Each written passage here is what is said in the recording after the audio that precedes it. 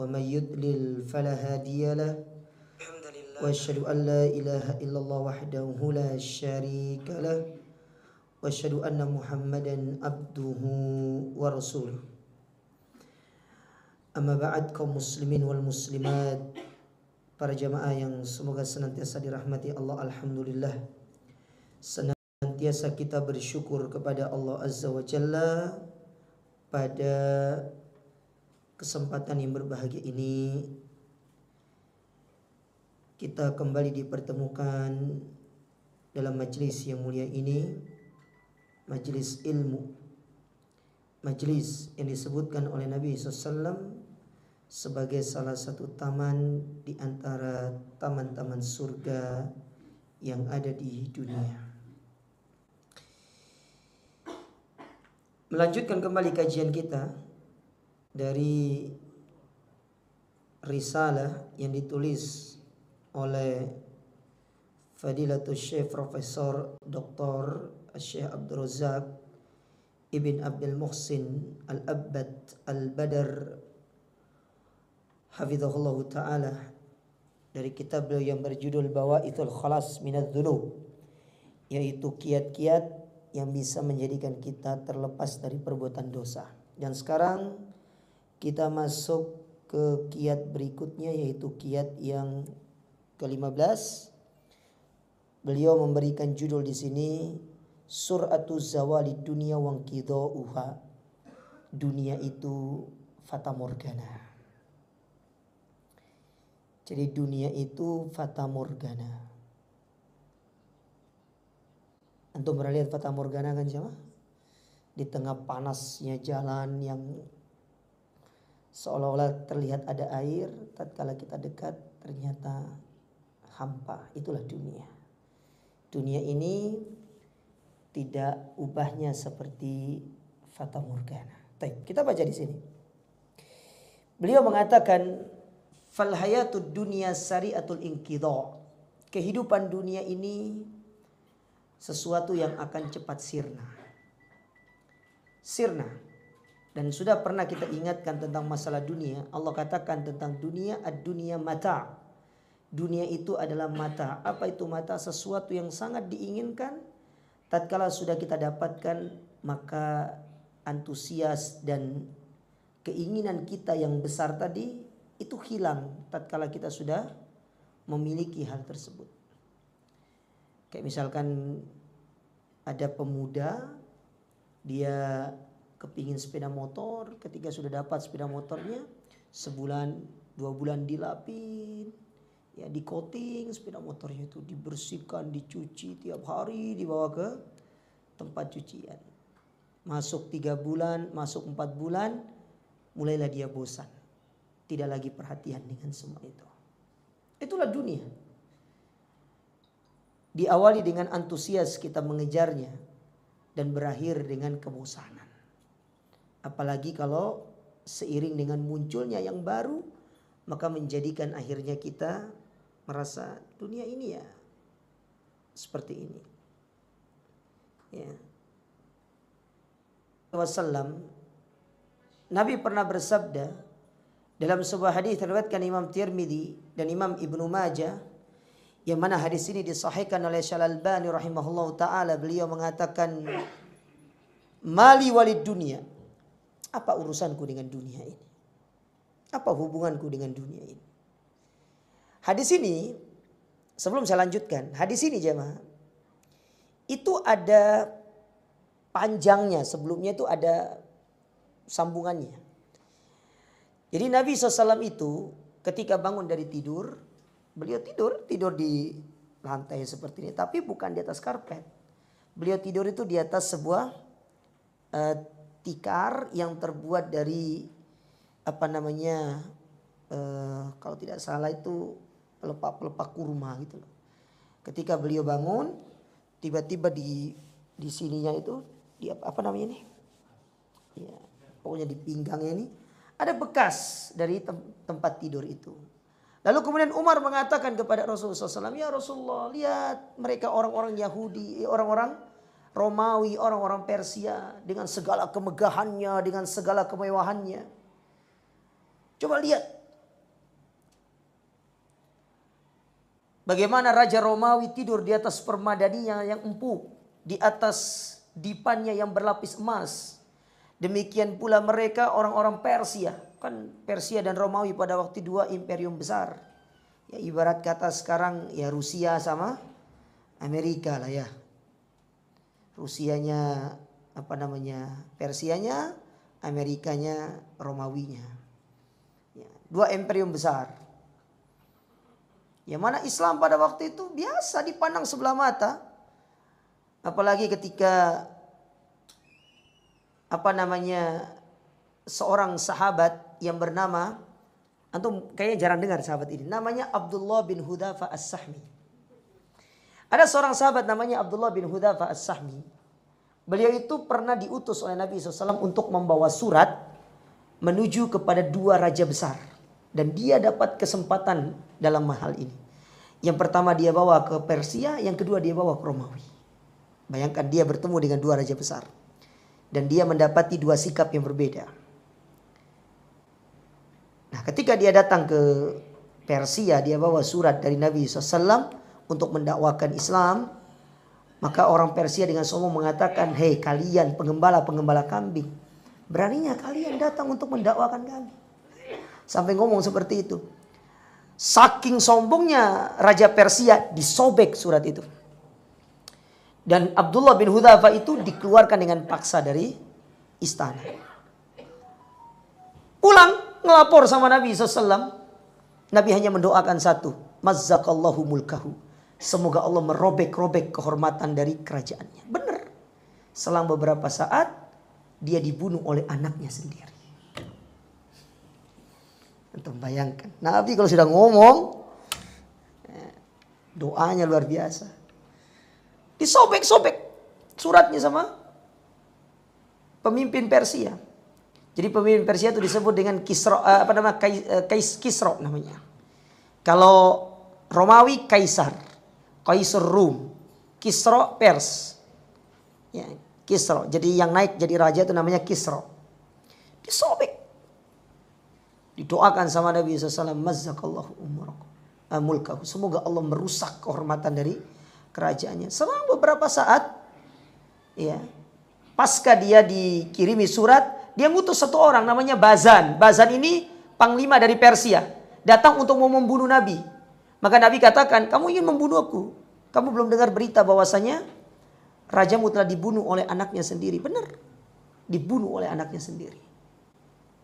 Ini akibat dari dia memperlakukan buruk surat Nabi SAW. Kita kembali ke cerita Umar tadi, biar nggak usah terlalu jauh-jauh. Ya, kita putar balik di Bundaran Pondok Chandra, balik sini lagi jemaah. Ya. Ini antum bablas naik tol jemaah. Ya. Nah, Umar bilang, ya Rasulullah, lihat mereka itu dengan segala pernak-perniknya, Romawi, Persia, di atas dipan berlapis emas, di atas kasur terbuat dari ya bahan yang sangat empuk, dengan sutra-sutra yang sangat indah. Nah, Nabi jawab dengan ini. Nabi jawab dengan hadis ini. Kata Nabi SAW kepada Umar, mali walid dunia. Apa urusanku sama dunia ini? Nabi itu bukan tidak mau dunia. Nabi itu dikasih sama Allah Ta'ala dunia. Tetapi Nabi memilih untuk zuhud. Bukan Nabi nggak mau dunia. Bayangkan Nabi bisa dapat dunia dengan harta rampasan perang. Betul atau tidak? Dengan ghanimah. Peperangan demi peperangan Nabi menangkan. Sekali perang itu bukan 1M, 2M dapatnya, bukan. Bayangkan dapat onta sekian ratus, ya dapat emas, dapat ini segala macam, dibawa pulang, dibagi kepada kaum muslimin, ada sisa dimasukkan ke Baitul Mal. Nabi nggak pernah ngambil, bukan Nabi tidak dapat, Nabi nggak ngambil. Karena Nabi SAW itu sudah mengikrarkan dirinya untuk hidup zuhud. Untuk hidup zuhud. Dan Nabi tidak pernah menyalahkan para sahabat yang kaya. Karena di zaman Nabi banyak sahabat yang kaya. Nabi tidak pernah mengatakan, Utsman kenapa kamu kaya? Wahai Abdurrahman bin Auf kenapa kamu kaya? Nabi tidak pernah ngomong seperti itu. Tapi memang komitmen Nabi itu memilih hidup zuhud. Dan Nabi bukan orang yang tipenya ngeluh. Kita nih dikit-dikit ngeluh. Istri belum masak ngeluh. Istri masak ngeluh. Akhirnya istri jadi ngeluh. Gak pernah dimakan. Sudah gak usah masak. Beli di luar. Ini kita dikit-dikit ngeluh, kebanyakan ngeluh. Ngeluh di dunia nyata, ngeluh di media sosial. Semua ngeluh kita. Orang mukmin itu pantang ngeluh. Ini kaidah orang beriman, pantang ngeluh. Apalagi penuntut ilmu. Penuntut ilmu ngeluh.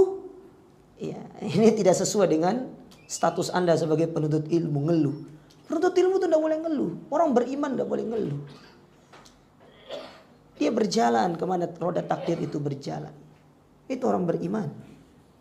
Ini dikit-dikit ngeluh, dikit-dikit ngeluh. Subhanallah. Di-upload ke media sosial ngeluh. Di-upload ke media sosial. Nggak cukup di status WA, dinaikkan ke Instagram, naikkan ke Facebook. Sampai semua orang tahu. Ini bukan sikap seorang mukmin. Nabi SAW aja cari makan ke rumah istri-istrinya. Ada makanan? Gak ada. Ada makanan? Tidak.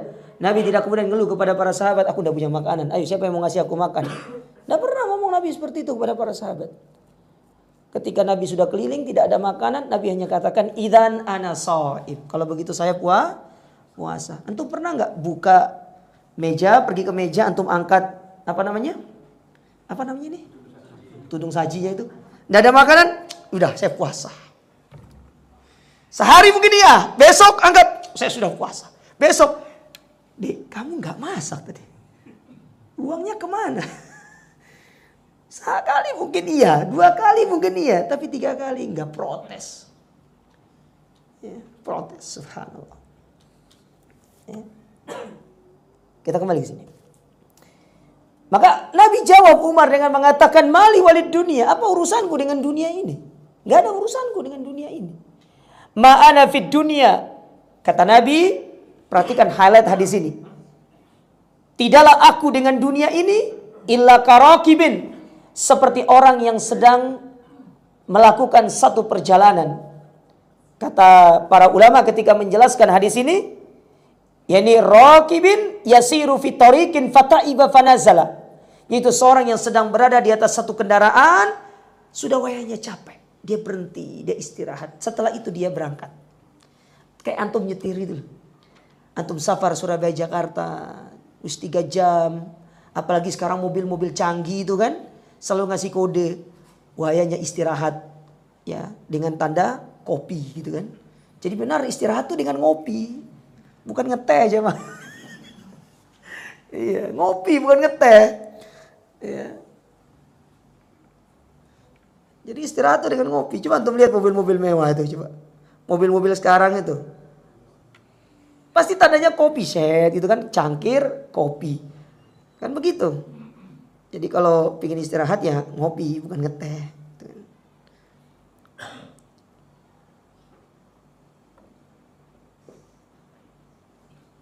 Taib.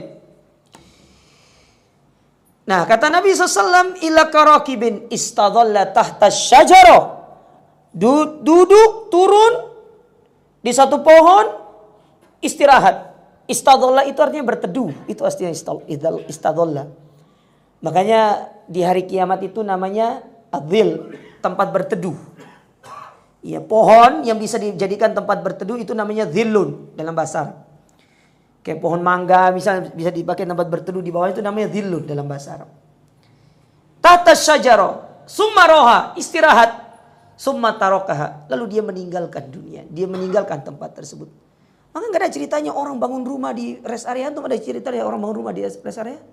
Tidak ada namanya kontraktor, developer itu kemudian sebar brosur. Dibuka hunian baru di rest area kosong sekian atau kilometer sekian. Tidak ada.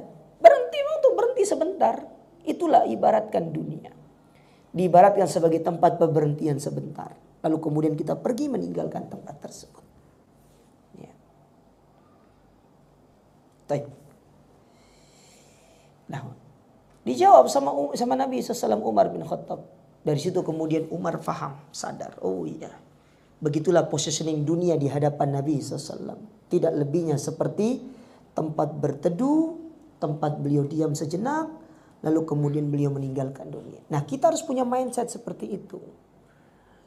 Tapi bukan berarti antum tidak boleh punya rumah di dunia, boleh. Tapi alangkah lebih baiknya kalau kita pun mengusahakan kita punya istana di surga. Punya istana di surga itu gampang jemaah.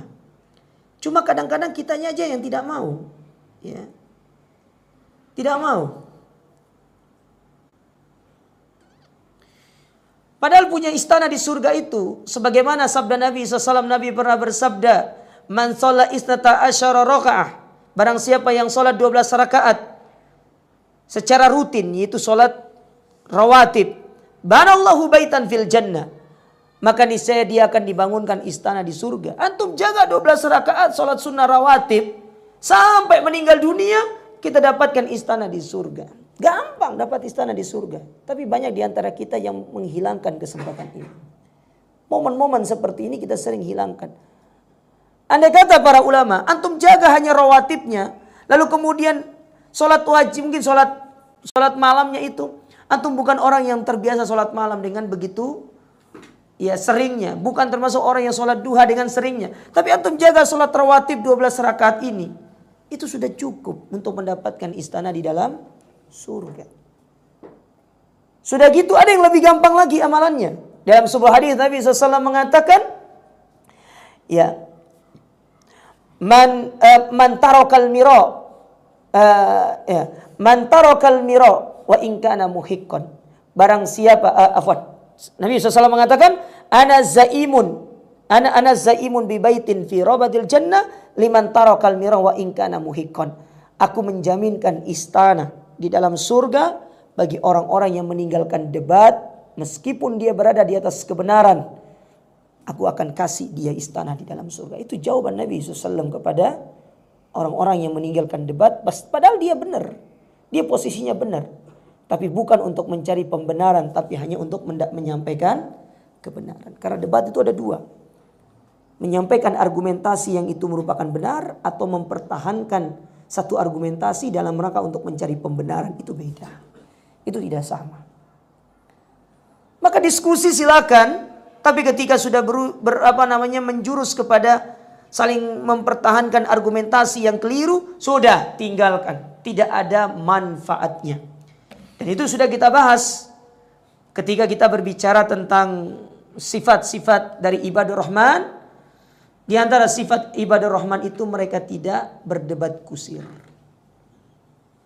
Mereka tidak berdebat kusir. Mereka menyampaikan argumentasi dengan dalil, dengan hujah.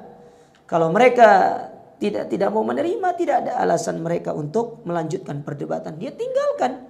Bukan berarti kita kalah, tetapi kita ingin mengamalkan sunnah Nabi SAW.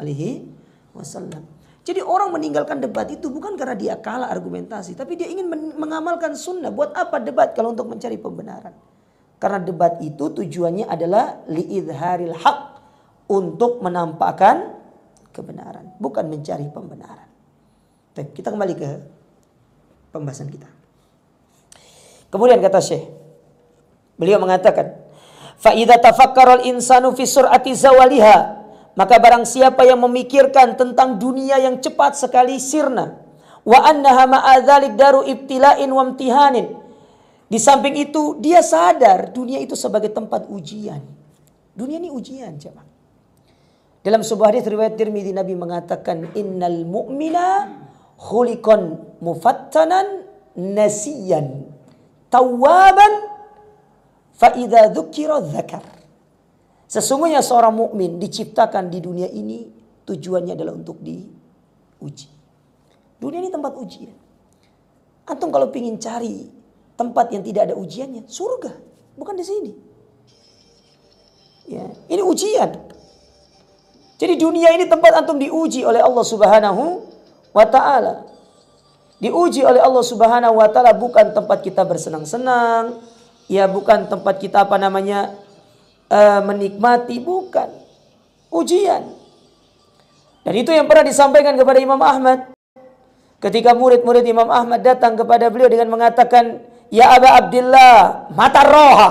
Kapan istirahat itu? Capek kita dunia ini. Kapan kita istirahat? Kita ibadah. Bayangkan bangun sholat subuh sebelum subuh.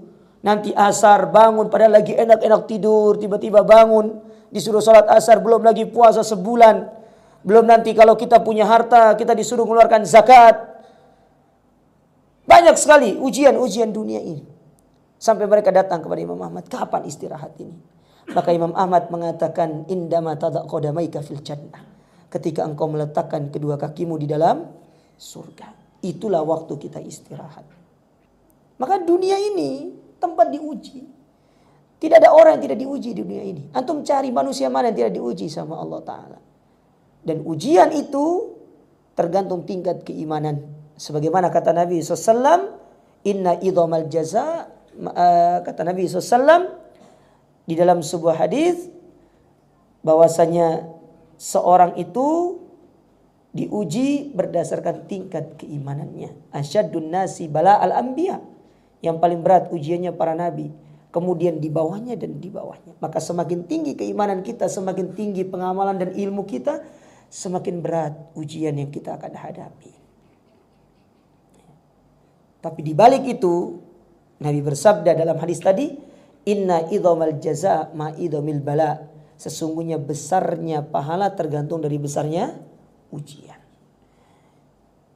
Ya, tidak sama pahala orang yang makan ikan tertusuk durinya sama orang yang terkena penyakit koma. Nggak sama. Orang yang kena koma itu lebih berat ujiannya dan lebih besar pahalanya daripada orang yang makan ikan kemudian tertusuk durinya.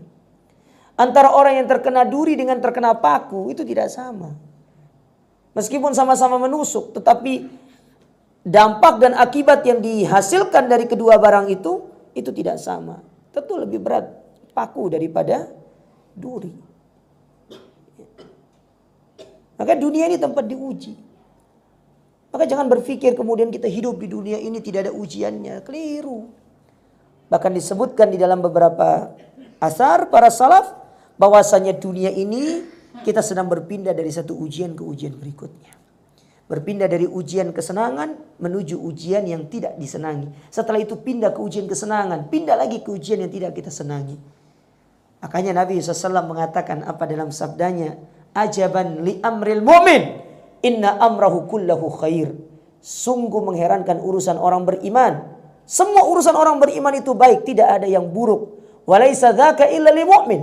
Dan kondisi ini hanya akan dirasakan oleh orang-orang beriman. Kata Nabi, in asabathu sarra syakar fakana khairan lah. Wa in asabathu darra sabar fakana khairan lah. Kalau dia dapat nikmat, dia bersyukur, itulah yang terbaik. Dan kalau dia dapat musibah, dia bersabar, itulah yang terbaik. Makanya kata para ulama, bahwasanya kehidupan di dunia kita punya dua sayap. Sayap yang pertama, sabar. Dan sayap yang kedua adalah syukur. Kita berjalan dengan kedua sayap itu. Ini dunia seperti itu, jangan. Antum mau cari apa dunia? Ujian semuanya. Ya, ujian. Makanya bersyukurlah kita yang diberikan dunia lalu kita manfaatkan dengan kebaikan. Bukan kemudian kita terlena, tenggelam di dalam hiruk pikuk dunia. Allah ciptakan dunia ini untuk orang kafir. Allah bukan ciptakan dunia bukan orang mukmin, bukan. Untuk orang kafir. Kalaupun dunia berhasil kita dapatkan, maka jangan jadikan di hati. Jadikan di dalam genggaman. Supaya kita tidak disetir oleh dunia. Kita yang nyetir dunia ini. Kalau antum taruh di dalam hati antum dunia ini, antum akan hadil haya al-qasira fima la yanfa' minal khusranil mubin. Maka perhatikanlah bahwasanya menghabiskan waktu pada perkara-perkara yang tidak ada manfaatnya, sementara hidup ini singkat. Hidup ini singkat. Sebentar hidup ini. Berapa sih usia kita dunia ini? 60, 70, 80. Kita bandingkan dengan umat-umat terdahulu. Umat terdahulu itu jemaah minimal usia mereka 100. Kita jarang yang sampai 100 itu. Jarang. 60, 70, bahkan kurang daripada itu. Apalagi di antara tanda-tanda kiamat sekarang itu, tanda-tanda kiamat kecil yang disebutkan oleh para ulama, yaitu mautul fuja'ah. Banyak orang yang mati tiba-tiba. Itu tanda kiamat. Tiba-tiba mati. Atau mati tiba-tiba. Apa bedanya tiba-tiba mati sama mati tiba-tiba? Enggak ada bedanya kan? Tiba-tiba mati. Enggak ada angin, enggak ada hujan.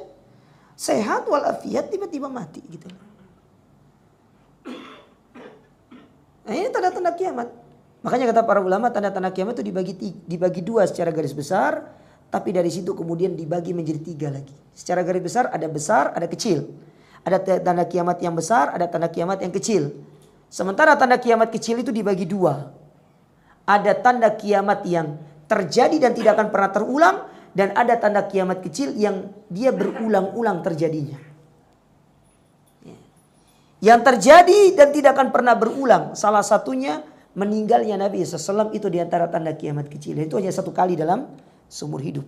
Tidak ada ceritanya Nabi meninggal 2 kali.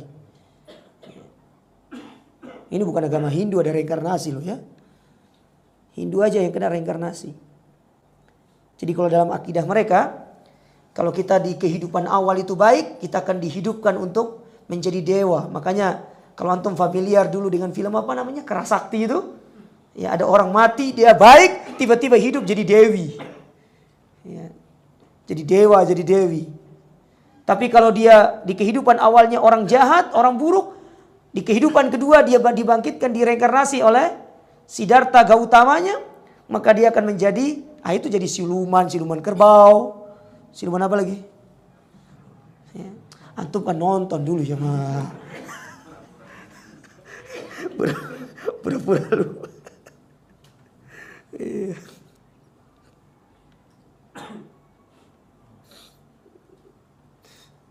Jadi apa namanya, ada siluman itu kan ya.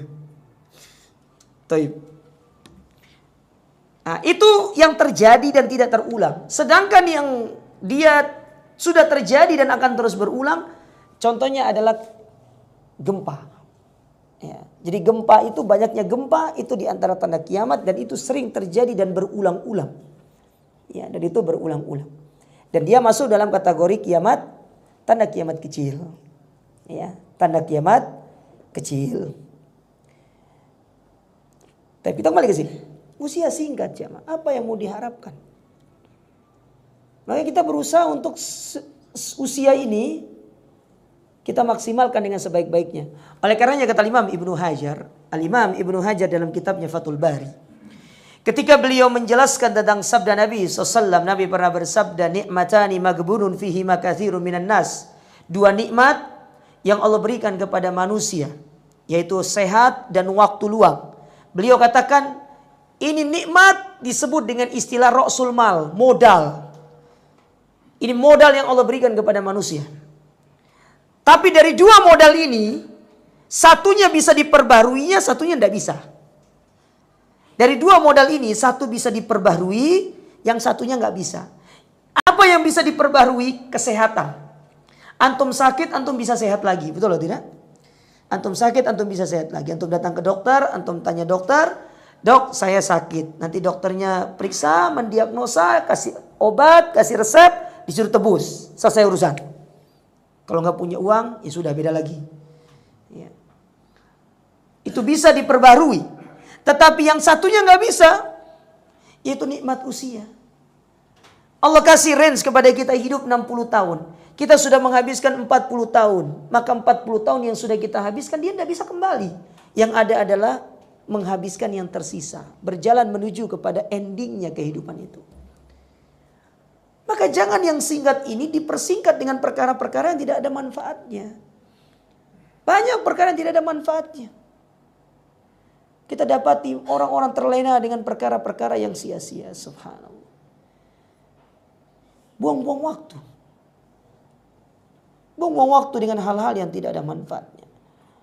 Apalagi kalau sudah usia-usia tua, usia-usia 60 tahun, ashabus sittin kalau kata para ulama, usia 60 tahun itu usia final.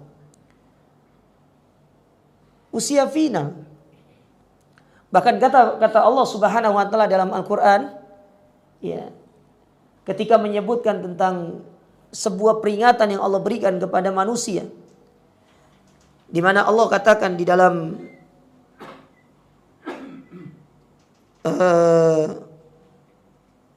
firman-Nya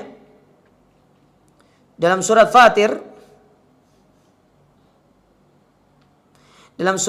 pada ayat yang ke-37, kata Allah Subhanahu wa taala, awalam nu'ammirkum ma yatadzakkaru fihi man tadzakkar wa ja'akumun nadhir. Bukankah kami telah memberikan kepadamu usia yang panjang? Maksudnya usia yang panjang di sini kata para ulama tafsir yaitu usia 60 tahun. Jadi ayat ini kaitannya dengan orang 60 tahun. Orang yang sudah usia 60 tahun. Itu kata para ulama tentang ayat ini. Dan ini diantara penafsiran yang kuat. Bukankah kami telah panjangkan usiamu sampai usia 60 tahun. Nah, dalam proses engkau berjalan menuju usia 60 tahun itu, kata Allah, Allah kirimkan kepadamu an-nadhir. Allah kirimkan peringatan. Banyak penafsiran ulama tentang apa yang dimaksud dengan peringatan dalam ayat ini. Tapi di antara satu penafsiran yang bagus terkait peringatan di sini, mereka mengatakan yang dimaksud dengan peringatan itu adalah uban. Jadi kalau antum sudah punya uban, antum sudah dikasih peringatan sama Allah. Maka kalau pulang berkaca aja, gini kan, ono uban. Nek ono uban, sudah, keperingatan aja. Ya, peringatan. Maka di antara hikmah, kenapa uban itu tidak dianjurkan mewarnai dengan hitam? Boleh dianjurkan untuk mewarnainya dengan warna yang lain supaya kita ingat kita punya uban. Supaya kita ingat ada peringatan di atas kepala kita. Kalau semua hitam, kita lupa dengan peringatan itu. Tapi kalau warna rambut kita ono sing belang-belang, ini ada dulu uban. Jadi kita ingat, Allah telah memberikan peringatan kepada kita. Allah kasih peringatan. Ya.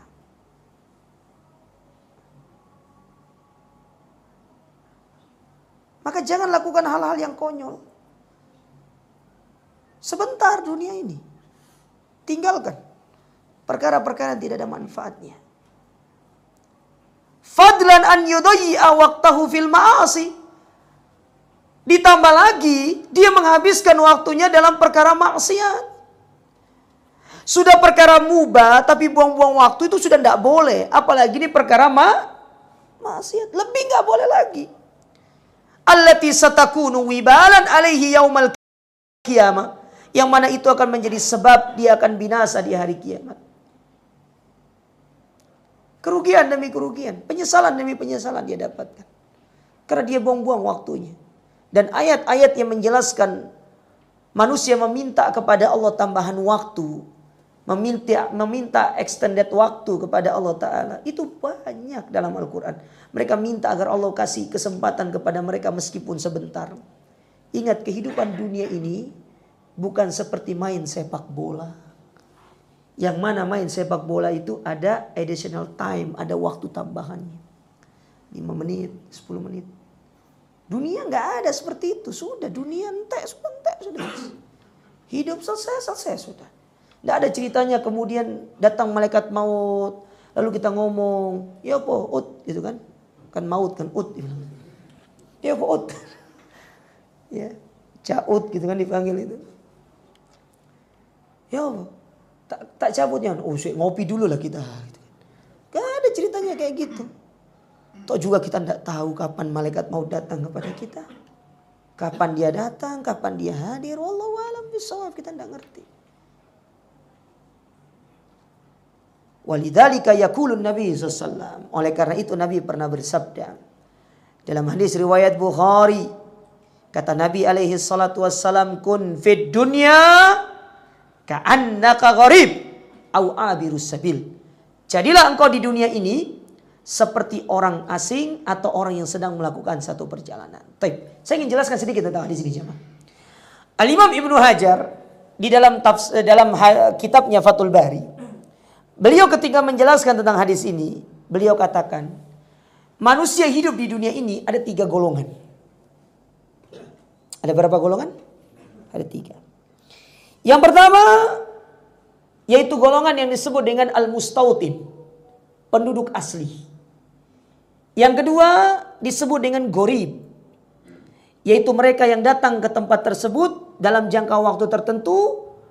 Dia tinggal di situ untuk beberapa saat karena satu urusan, karena satu keperluan. Setelah itu dia meninggalkan tempat itu kalau sudah selesai hajatnya. Sedangkan yang ketiga ada namanya abirus sabil, yaitu mereka yang hanya sebatas singgah, lewat untuk sekedar istirahat. Setelah itu dia pergi untuk melanjutkan perjalanan menuju tujuannya. Kita jelaskan satu-satu. Mustautin. Mana contoh mustautin? Kayak antum penduduk asli Surabaya. Antum tinggal di sini, antum hidup di sini, antum besar di sini. Antum namanya mustautin. Penduduk asli. penduduk asli. Sedangkan yang kedua namanya gorib. Gorib itu orang datang karena satu hajat. Entah datang untuk belajar, entah datang untuk bekerja mencari nafkah, entah datang untuk satu urusan keperluan mungkin sekitar 5 hari, 1 minggu. Setelah urusannya selesai dia akan tinggalkan. Dia tidak ada lagi hajatnya di situ. Dia pergi meninggalkan tempat itu. Dan yang nomor 3 lebih singkat lagi. Sebatas singgah. Ada orang ingin berangkat ke Banyuwangi. Dia dari Semarang. Lewat Surabaya. Mampir Surabaya silah kita cari mangan. Ya, apa misalkan rawon pocong misalkan. Antum tahu jemaah? Fatwa Syekh Ibrahim Ar-Ruhaili ketika ditanya, lucu pertanyaannya memang. Ditanyakan pas waktu daurah kepada beliau, apa hukumnya kita makan satu makanan yang dinamakan dengan nama-nama kayak syaiton kayak gitu, rawon syaiton gitu kan, mie syaiton, ya terus mie apa lagi? Ya mie, pokoknya dengan nama-nama seperti itu. Kata Syekh, hadalah itu tidak boleh. Kalau ada makanan seperti itu maka jangan beli. Karena membeli makanan tersebut makanannya halal, tetapi menamakan dengan nama-nama seperti itu sama halnya sebagai bentuk syiar mereka terhadap perkara-perkara yang buruk. Maka tidak usah beli. Ya. Antum beli yang lain-lain aja banyak. Ya. Apa sop apa namanya? Sop apa lah gitu kan? Sop migrain mungkin. Ya.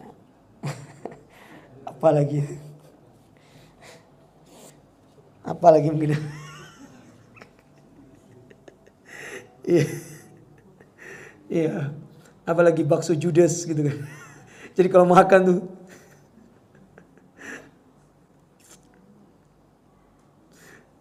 iya.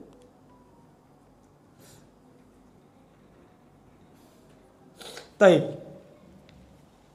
Mungkin mampir sebentar. Ya Surabaya terkenal dengan apa? Misalkan rawonnya, terkenal dengan apalagi makanan yang lainnya. Dia mampir sebentar. Setelah itu dia pergi meninggalkan. Dia tidak nginap di situ. Dia hanya sebatas mampir. Sebentar. Hanya hitungan jam. Berbeda dengan gorib tadi. Gorib tadi hitungan hari. Bahkan dia akan tinggal di sini sampai masa tugas. Mungkin dia dapat mutasi. Yang tadinya dari Jakarta dimutasi ke Surabaya. Keluar SK kamu dimutasi ke Surabaya. Dia datang ke situ. Sambil dia berharap dia akan segera pindah. Menuju ke tempat yang ingin dia berakhir di situ. Nah kata Nabi SAW. Kata Ibnu Hajar. Dari 3 hal ini. Jangan jadi yang pertama. Jangan jadi mustautin. Karena dunia bukan tempat kita. Tapi jadilah yang nomor 2. Dan yang paling afdol nomor 3. Kalau tidak bisa antum menjadi abirus sabil. Seperti orang yang sedang berjalan di atas muka bumi ini. Ya, maka jadilah gorib. Apa konsekuensi jadi gorib dan abirus sabil kata para ulama? Dia tidak akan memperbanyak teman. Dia tidak akan memperbanyak A, B, C, D. Tidak. Karena akan dia tinggalkan.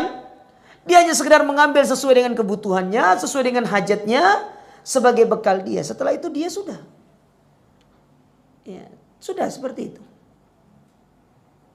Kayak misalkan dia akan kerja di situ. Dia tahu dia akan kerja hanya 2 tahun. Maka dia tidak akan beli rumah di situ. Dia hanya akan ngontrak selama 2 tahun. Setelah itu dia akan pergi, tinggal. Berbeda kalau mustautin, itu tempat tinggalnya. Dia akan beli rumah di situ. Dia akan punya rumah. Dia akan upayakan dia beli rumah di situ. Karena dia akan tinggal di situ. Dan dia akan ingin mati di situ. Itu beda hal.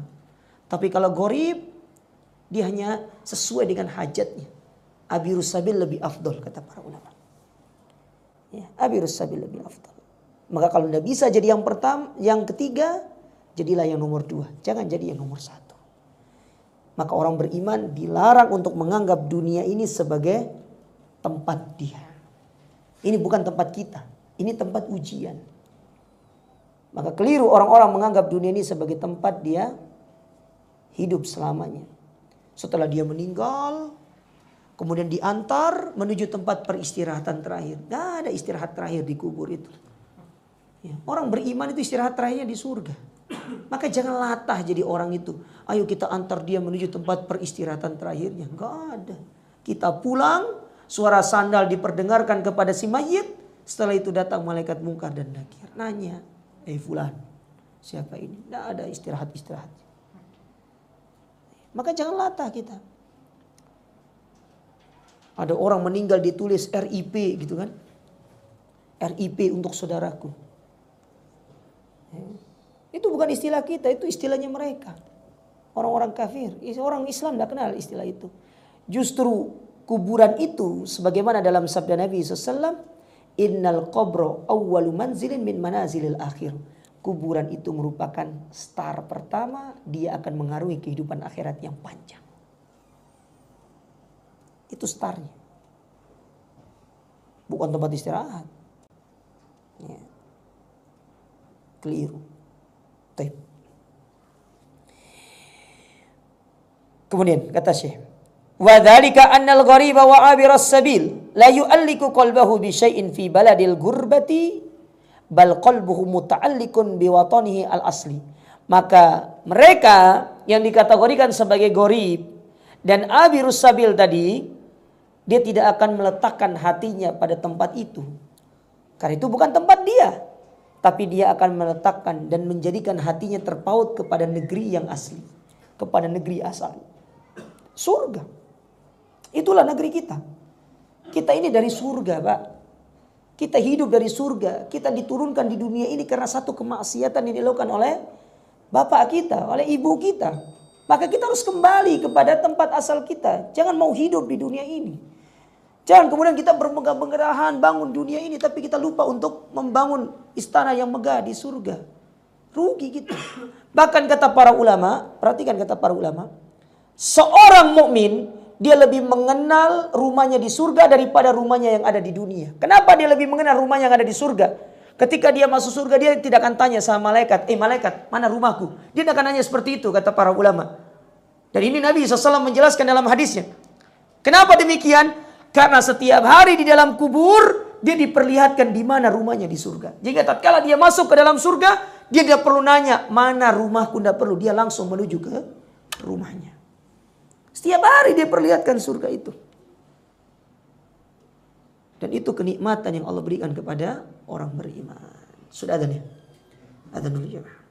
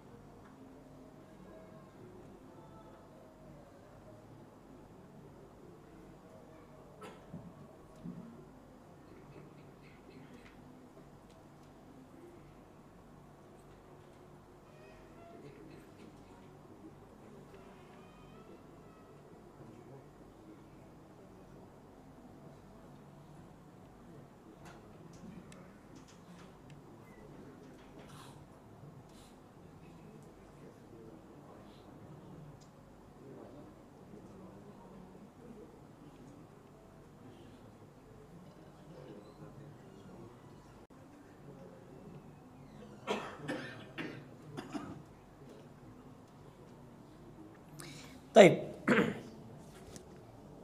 Kita lanjutkan sedikit jemaah.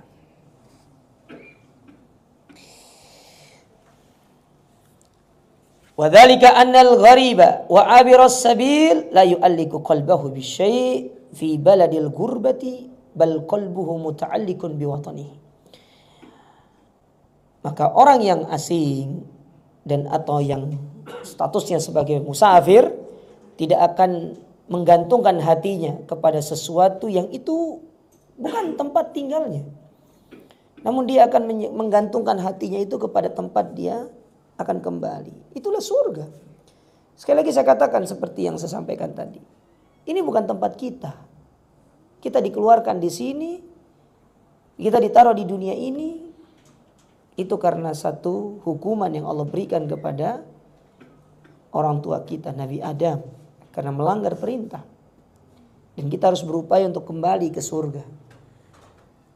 Maka di sini tempatnya untuk kita mengumpulkan bekal. Untuk kita bawa pulang. Ya.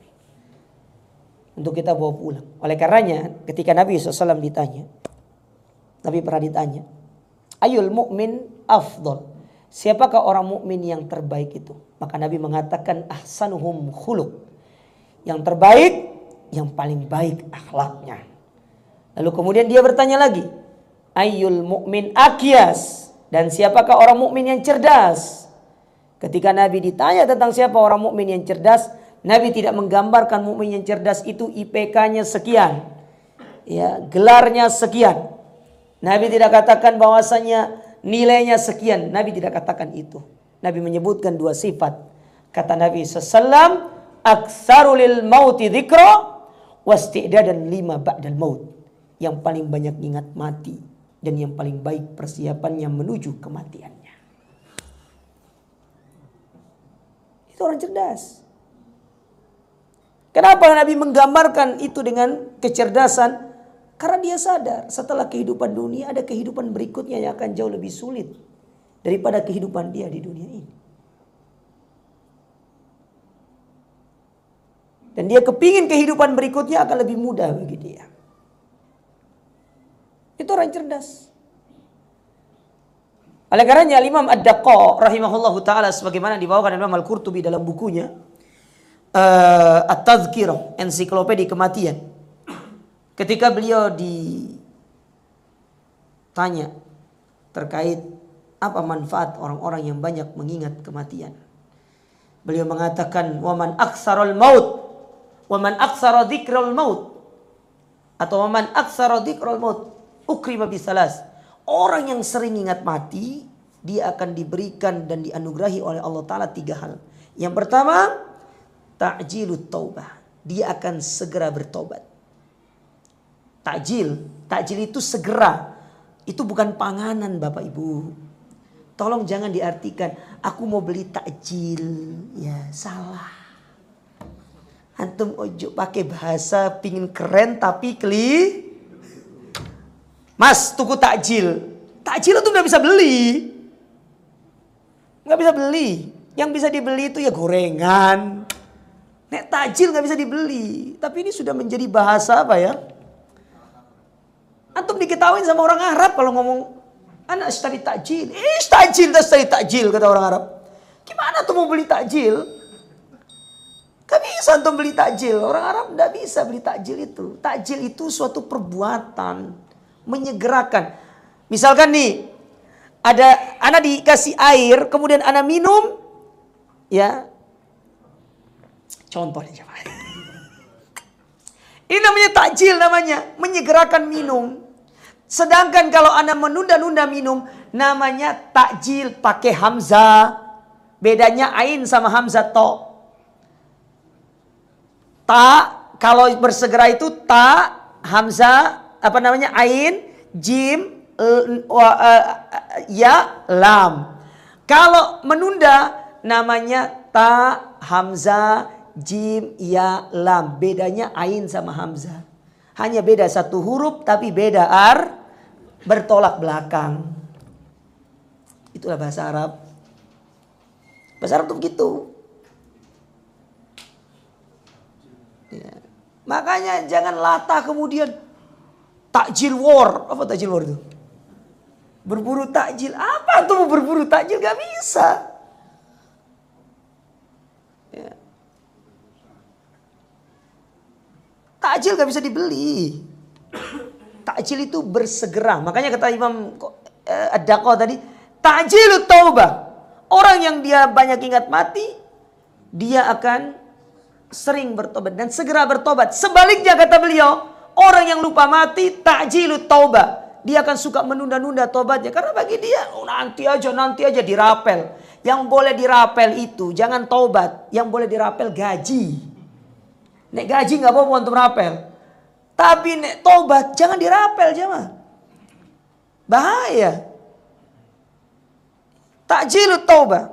Yang kedua kata Imam Ad-Daqqa, orang yang banyak ingat mati itu wa nasyatun fil ibadah. Ketika dia sudah segera bertobat, dia pasti akan semangat ibadah. Karena buah dari semangat segera bertobat itu mengharuskan dia akan segera beribadah, semangat beribadah.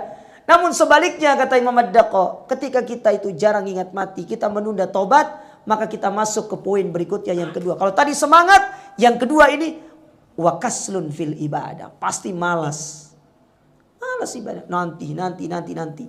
Saufa kalau kata syaitan. Makanya kalimat nanti dan nanti ini diantara jaring-jaring iblis. Sebagaimana kata Imam Ibnul Jauzi dalam bukunya Talbis Iblis. Nanti dan nanti. Ini jaring-jaring iblis. Sedangkan yang ketiga kata Imam Ad-Daqqa, yaitu wa qana'atul qalb. Orang yang banyak ingat mati dia akan qana'ah. Karena bagi dia sudah gak usah banyak-banyak dunia ini. Yang penting cukup gitu loh. Makanya jamaah minta sama Allah Ta'ala itu kecukupan. Karena cukup pasti pas. Tapi kalau banyak belum tentu cukup. Ada orang gajinya 100 juta per bulan, gak cukup, kurang. Kalau cukup ngapain dia korupsi coba? 100 juta, bahkan digaji 1 M per bulan. Antum punya gaji 1 M jemaah, ya Allah top. Kok bisa kurang gitu, korupsi sampai triliunan rupiah gitu kan. Kurang ke 1 M itu. Antum punya gaji 1 M, istri 4 cukup tuh jemaah. Apalagi antum hidupnya di Surabaya. Lebih dari cukup. Surabaya ini kota besar tapi rasa desa jemaah. Ya, sego 10.000 masih ono gitu loh. Antum sekarang pergi beli nasi pecel gitu kan ya. 10.000 antum masih bisa dapat ayam gitu kan. Tapi antum bandingkan dengan Jakarta ya jauh. Antum mau beli 10.000 yang ada nasi putihnya doang antum dikasih. Surabaya kan masih bisa gitu sebanyak itu. Makanya minta kecukupan, bukan minta banyak. Banyak belum tentu cukup. Korun kurang apa dikasih sama Allah Ta'ala. Tapi gak cukup. Makanya dia tamak terhadap harta-harta manusia. Dia ambil dengan cara yang tidak hak. Qana'ah, karena dia ingat. Dia kan hidup sebentar. Dia tidak butuh banyak-banyak. Dia minta kecukupan sama Allah. Tapi sebaliknya kalau orang lupa mati, dia tidak akan qana'ah. Dia akan terus mengejar dunia ini sampai syahwatnya puas. Dan ketahuilah, syahwat itu tidak akan pernah puas. Sebagaimana kata Nabi, antum dikasih 1 gentong emas pasti minta yang kedua. Dikasih yang kedua pasti minta yang ketiga. Dikasih yang ketiga pasti minta yang keempat. Seperti itu kehidupan dunia ini. Tidak pernah puas. Dan antum tahu, Allah menjadikan itu sebagai hukuman bagi orang kafir. Lihat orang kafir itu. Dia tidak pernah puas. Hari ini dia buka ini, besok buka ini, besok buka ini. Tahu-taunya mati. Ana pernah ketemu sama satu orang kafir. Ana lagi duduk ya biasalah kita duduk di satu pusat perbelanjaan kan enggak pakai apa namanya? Enggak pakai peci gini. Namanya kita masuk perbelanjaan dia pakai kaos polo, celana biasa gitu kan, duduk sambil nunggu kan. Tiba-tiba ada orang tua sepuh jemaah. Mungkin usianya kita 80 tahun. Dia datang. Mas, usia berapa? Oh saya masih sekian Pak. Dia bilang gitu kan. Iya, Mas. Kita ini sudah kerjanya nggak usah terlalu ambisi. Padahal dia ambisi kan dia cerita. Kayak saya nih Mas, aduh ambisi sekali. Terus harta ini nggak ada yang saya bisa nikmati. Saya sakit, banyak penyakit, segala macam. Ini orang kafir dia ceritain. Tak dengar aja. Ya dalam hati saya, ya, itulah hukuman yang Allah berikan kepada orang kafir. Beriman dah. Sampai akhirnya di akhir kehidupannya dia tidak bisa menikmati. Dia sakit, pantangan demi pantangan. Sampai diperlihatkan, ini mas, saya kemana-mana bawa obat banyak. Obat dibawa saat gede-gede gini obatnya itu. Kita walhamdulillah diajak makan, ayo. Nggak diajak, berangkat sendiri.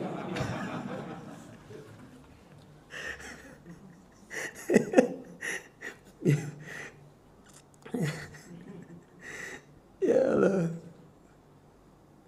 Ya kan ya. Diajak makan ya ayo. Enggak diajak ya sudah. Tinggal bilang Sherlock Mawon gitu kan. Kita datang nyusul gitu loh. Subhanallah. Taib. Wa inna mahammuhu fi safarihi an yaqdiya hajatahu wa yarji'a ila watanihi. Akan tetapi cita-cita seorang mukmin, ya, jadi tadi itu 3 ya, sudah saya sebutkan 3 ya. Segera bertobat, kemudian semangat ibadah, lalu apa? Qanaah. Sebaliknya, kalau kita jarang ingat mati, kita menunda tobat, malas ibadah dan tidak memiliki sifat qanaah. Itu orang yang jarang ingat mati. Kemudian dikatakan di sini, maka seharusnya cita-cita seorang mukmin dia menjadi orang yang sabar. Setelah dia selesai melakukan hajatnya, maka kembalilah menuju kampung halamannya. Pulang. Wis wayahe mulih. Kita pulang untuk menuju kampung halaman kita yang kekal abadi. Sampai di sana nggak ada ibadah, semuanya nikmat. Antum pingin makan apa nggak usah pikir. Tidak ada kolesterol, tidak ada asam urat, ya, nggak ada dokter, nggak ada. Apa yang antum pikir? Nggak usah pikir setiap hari kalau mau makan suntik insulin dulu karena gula. Ya nggak perlu pikirin itu jangan. Antum habis A minta B, habis B minta C. Antum udah perlu capek-capek. Dunia ini capek. Ya. Secanggih-canggih sekarang alat komunikasi. Antum pesan makan, tetap antum harus pergi keluar ngambil makanan itu kan? Tetap harus antum pergi keluar ngambil. Nggak mungkin ceritanya, "Oi, Pak, masuk, Pak." Nggak mungkin. Tetap antum harus pergi ambil. Tapi kalau di surga, antum disuruh duduk laksana seorang raja di atas singgasananya sambil begini, antum punya kepala. Sate daging 1 datang. Es cincau 1 datang. Tapi mosok mlebu surga minta es cincau sama. Saya kenapa? Kita yang enak-enak gitu loh. Yang antum udah pernah makan di dunia. Misalkan contoh steak dinosaurus gitu kan. Minta yang enak-enak. Apalagi itu tuna Antartika gitu loh minta. Ya, minta yang enak-enak, jangan yang aneh, jangan yang mentang-mentang mau Surabaya jalurnya rawon gitu kan. Yang pertama hari ini rawon suwir. Besok rawon empal. Besoknya lagi sego pecel tahu. Ya elah. Ya. Minta yang berkelas gitu loh. Ya. Bahkan ada dulu orang soleh bertanya kepada para ulama.